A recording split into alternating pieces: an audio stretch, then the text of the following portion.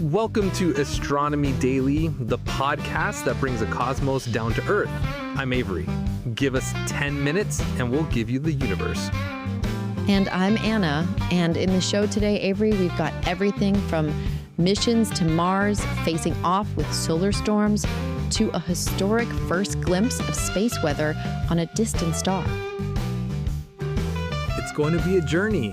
We'll also be updating you on our interstellar visitor and uncovering the hidden family history of one of the most famous star clusters in our night sky. So let's get right into it. First up, Blue Origin's big day at the launch pad has been eventful. That's one way to put it. They're trying to get their New Glenn rocket off the ground, carrying a pretty important payload for NASA. Exactly. This isn't just any launch. It's carrying the two ESCAPADE mission satellites, which are headed to Mars to study its magnetosphere. This is a huge deal for Blue Origin. It's their first major science mission for a paying customer, and that customer is NASA. No small amount of pressure then. None at all. But the universe had other plans. First, they were delayed by cloudy skies, which is pretty standard. But then they got hit by the fallout from that recent, really severe geomagnetic storm. Right. And that storm was a story in itself. It was responsible for those incredible auroras that were seen as far south as Texas and Florida, a beautiful but powerful reminder of the sun's influence. It really was, and there's a certain irony in a mission designed to study space weather on Mars being delayed by space weather here on Earth. There absolutely is. Once they get there, though, the ESCAPADE satellites have a fascinating job. They're going to orbit Mars and study how solar particles, the solar wind, interact with what's left of Mars's magnetic field. The goal is to better understand how Mars lost most of its atmosphere over billions of years. A planetary autopsy of sorts. So we're wishing them clear skies and calm space weather for their next attempt. But speaking of that geomagnetic storm, it was caused by some seriously intense activity from our star. That's our next big story. Just recently, the sun unleashed the most powerful solar flare we've seen in 2025.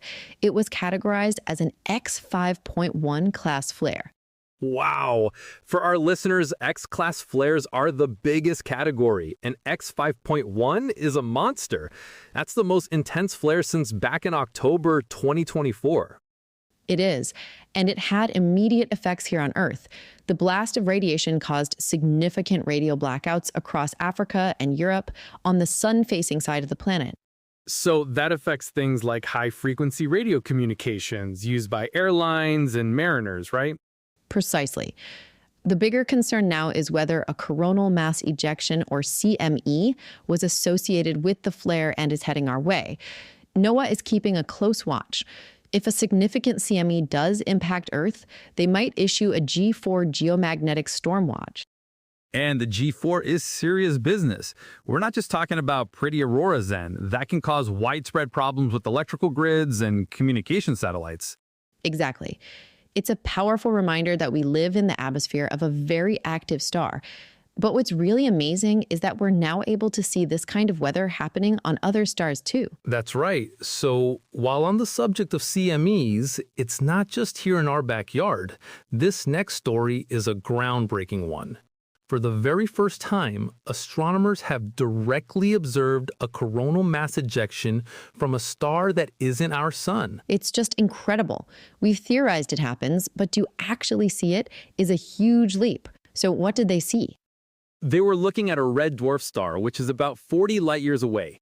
They used two different observatories, the XMM Newton Space Observatory to watch for the initial flare in X-rays, and then the LOFAR radio telescope to detect the blob of ejected material. So they caught the flash and then the cannonball, so to speak. That's a great way to describe it. And this isn't just a cool astronomical first. It has major implications for the search for extraterrestrial life. Because red dwarfs are the most common type of star, and we found many exoplanets orbiting them in the habitable zone. Exactly.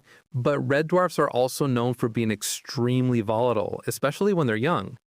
If they're constantly blasting their orbiting planets with these powerful CMEs, It could strip away their atmospheres and make them completely uninhabitable, even if they're at the right temperature for liquid water.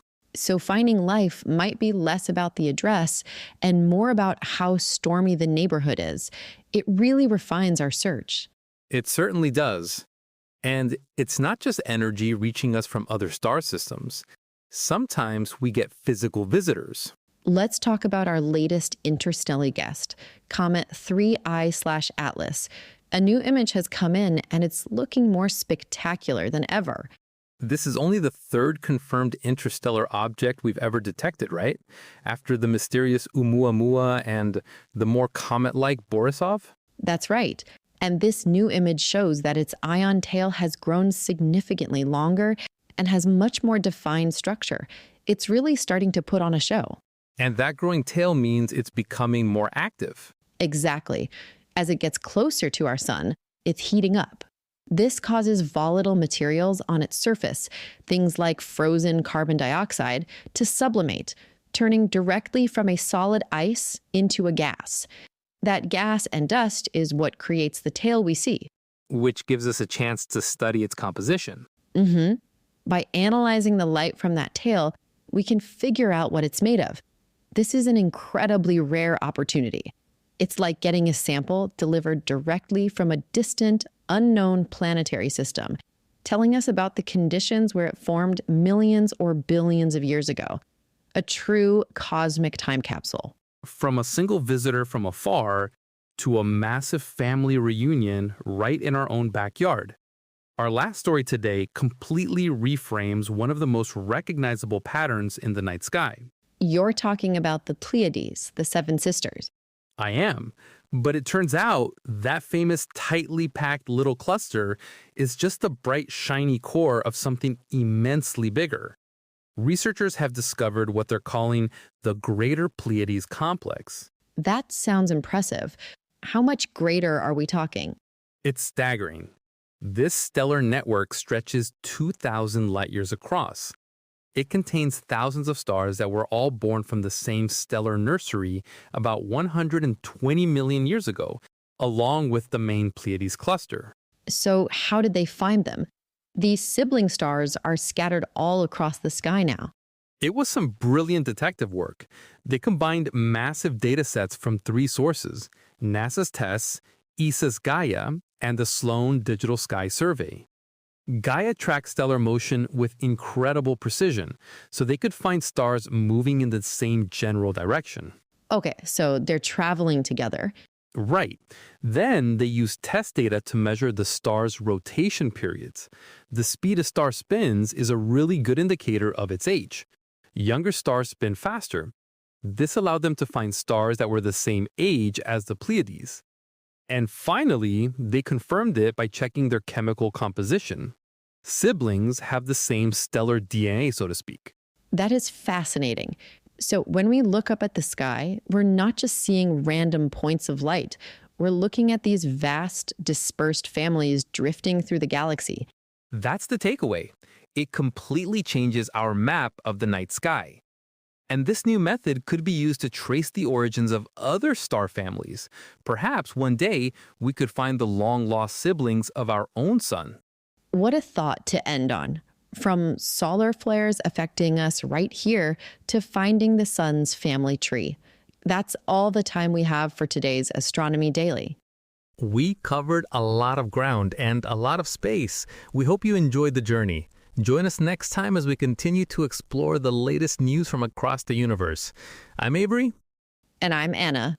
Thanks for listening. Clear skies, and of course, keep looking up.